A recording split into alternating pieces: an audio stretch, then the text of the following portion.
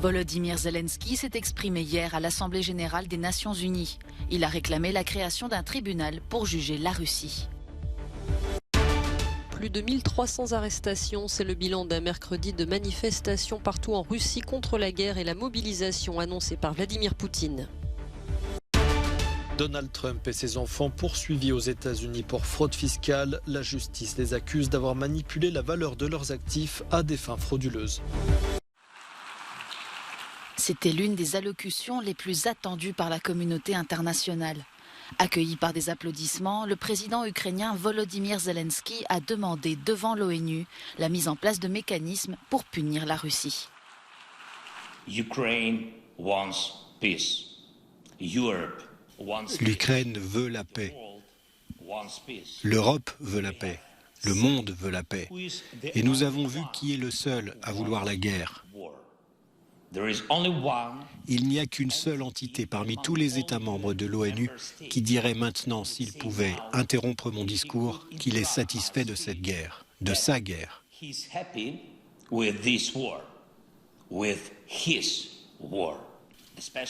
Un tribunal spécial devrait être créé pour punir la Russie pour l'agression contre notre État.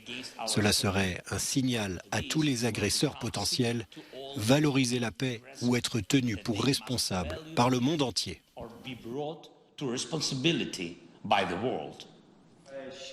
Peu après ce discours, le gouvernement ukrainien a annoncé l'échange avec la Russie de 215 militaires, notamment des combattants d'Azovstal. Moscou a pu récupérer 55 prisonniers.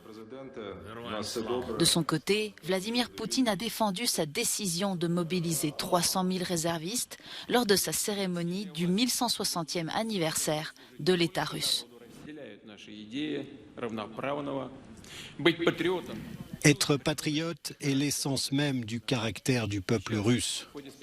Aujourd'hui, dans le cadre de l'opération militaire spéciale, nos héros, soldats et officiers volontaires font preuve précisément des plus hautes qualités humaines en combattant courageusement au coude à coude comme des frères pour sauver le peuple du Donbass, pour nos enfants et petits-enfants, pour le bien de leur pays natal qui ne sera toujours que libre et indépendant.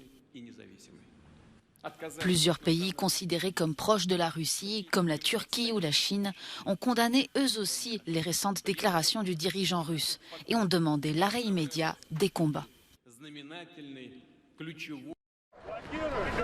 C'est ici à Saint-Pétersbourg que les arrestations ont été les plus nombreuses. Plus de 1300 personnes ont été interpellées à travers la Russie ce mercredi lors de manifestations contre la mobilisation partielle annoncée par Vladimir Poutine dans la guerre en Ukraine.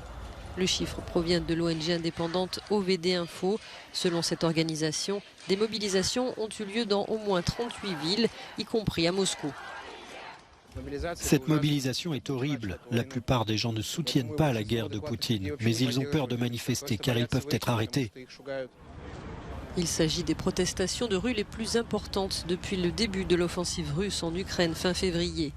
La peur d'être mobilisé a poussé certains à sortir du pays. Parmi les destinations privilégiées, l'Arménie voisine où un visa d'entrée n'est pas nécessaire pour les Russes.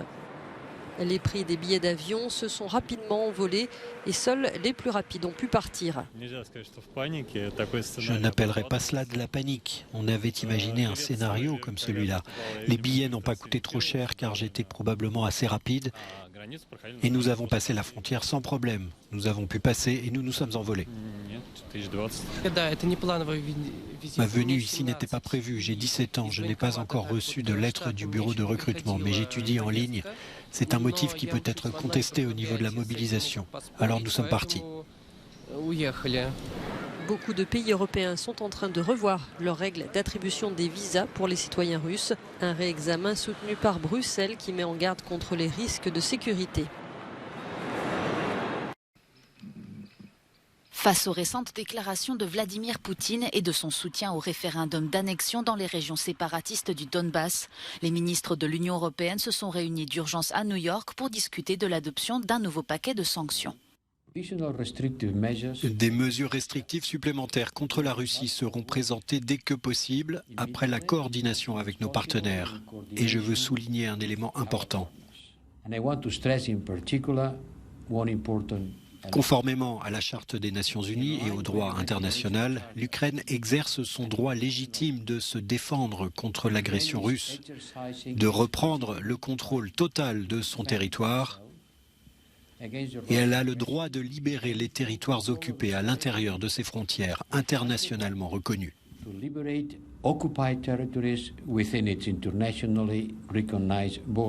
Et pour cela, nous continuerons à soutenir les efforts de l'Ukraine avec la fourniture d'équipements militaires aussi longtemps qu'il le faudra. Parmi les mesures discutées, la sanction de responsables locaux, mais aussi d'autres gels de financement dans les régions annexées. Un vote unanime des États membres sera cependant nécessaire. Hausse des prix alimentaires, des factures énergétiques exorbitantes et de la frustration à l'encontre des responsables politiques et des employeurs. Ces mots d'ordre ont rassemblé mercredi environ 10 000 Belges dans les rues de Bruxelles.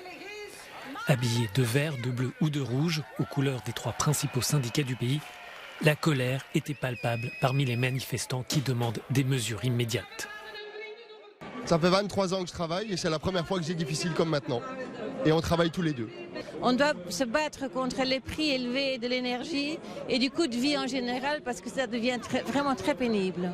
Moi, je compte sur mon gouvernement pour arranger les problèmes. Après, que ce soit des conflits entre l'Ukraine, la Russie, que ce soit géopolitique ou quoi au caisse, voilà, ça me dépasse un petit peu.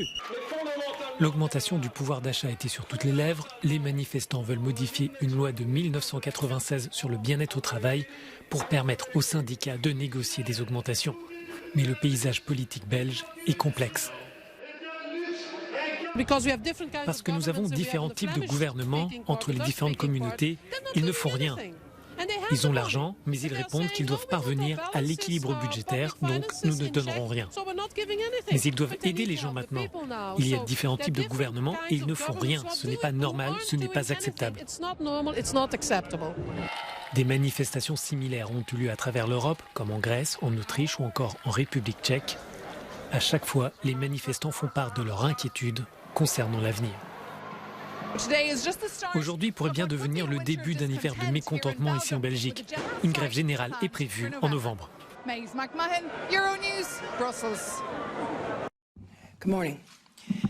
La procureure générale de l'État de New York, la démocrate Laetitia James, a annoncé ce mercredi des poursuites pour fraude fiscale contre Donald Trump. La plainte au civil cible l'ancien président des États-Unis, mais aussi ses enfants et son groupe, la Trump Organization. Après avoir enquêté pendant 3 ans sur leurs pratiques financières, la procureure les accuse d'avoir délibérément manipulé les évaluations des actifs du groupe pour obtenir des prêts plus avantageux auprès des banques ou pour réduire ses impôts. Le groupe comprend des clubs de golf, des hôtels de luxe et d'autres propriétés. La justice réclame 250 millions de dollars de dommages-intérêts au nom de l'État, ainsi que des interdictions de diriger des sociétés pour l'ex-président et ses proches. Donald Trump a réagi et dénonce une nouvelle chasse aux sorcières infondée, orchestrée à des fins politiques.